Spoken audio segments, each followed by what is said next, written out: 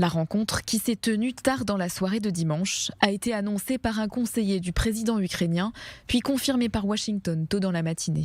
Le secrétaire d'État américain Antony Blinken et le ministre de la Défense Lloyd Austin sont arrivés à Kiev pour y rencontrer Volodymyr Zelensky. Antony Blinken a annoncé le retour progressif d'une présence diplomatique américaine en Ukraine, ainsi qu'une aide supplémentaire de plus de 700 millions de dollars. Il s'agit de la première visite de dirigeants américains depuis le début du conflit le 24 février dernier. Les deux ministres étaient de retour lundi matin sur le territoire polonais. Samedi, le président Zelensky avait annoncé qu'il venait discuter de livraison d'armes américaines à l'Ukraine. Cette visite intervient après celle de plusieurs dirigeants européens ces dernières semaines. Sur le terrain, la situation reste catastrophique au 60e jour de la guerre.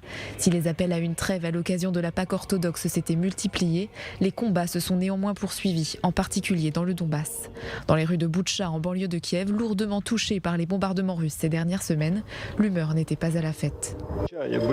Notre peuple vit en temps de guerre, sous les bombardements et les tirs, avec des larmes, du chagrin et de la tristesse, mais nous avons besoin de rayons d'espoir. Autre sujet d'inquiétude, l'arrestation de 4 membres de l'Organisation pour la sécurité et la coopération en Europe dans les territoires séparatistes pro-russes de l'Est de l'Ukraine. En effet, les forces de sécurité séparatistes accusent les employés de l'OSCE arrêtés de haute trahison.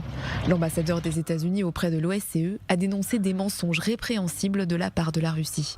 Au lendemain d'un nouvel échec pour l'évacuation des civils imputés aux Russes, selon Kiev, l'ONU a appelé à une trêve immédiate à Mariupol.